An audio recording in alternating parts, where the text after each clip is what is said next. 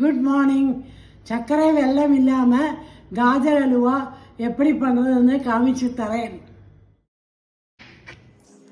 Feel பண்ண பின்ன இந்த மாதிரி மீடியம் சைஸில் கட் பண்ணிங்கோ. ஒரு குக்கரில் கேரட், அரை கப்பு பால், இதே 5-6 சத்தத்துக்கு வேக வச்சுங்கோ. அது வேகிற சமயத்தில் 200 கிராம் பன்னீர் துருவி வச்சுங்கோ. மிக்சியில் 1 கப்பு பாதாம் ஃபைனாக பொடிச்சு வச்சுங்கோ.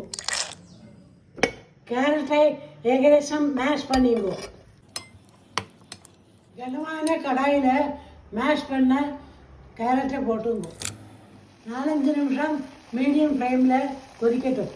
அடி பிரிக்காமல் இருக்க அப்பப்போ கிளறி விட்டுருங்கோ. நம்ம வதங்கிற பின்ன பொடிச்சு வச்ச பாதாமே போட்டுங்கோ.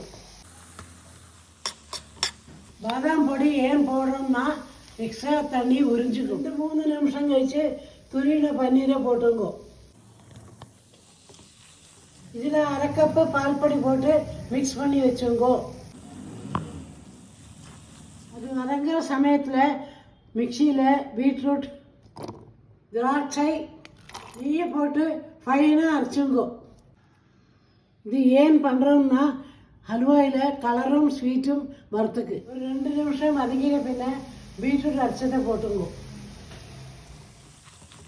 ஒரு 5 நிமிஷம் வதங்கின பின்ன நெய்யை விட்டு அணைச்சிடுங்கோ அடுப்பை. சச் எ பியூட்டிஃபுல் கலர்னோ டேஸ்டியான காஜர் அல்வா ரெடி. இது சர்க்கரை வெல்லம் போடாததுனால ஒரு ஹெல்த்தியான அல்வா சொல்லலாம்.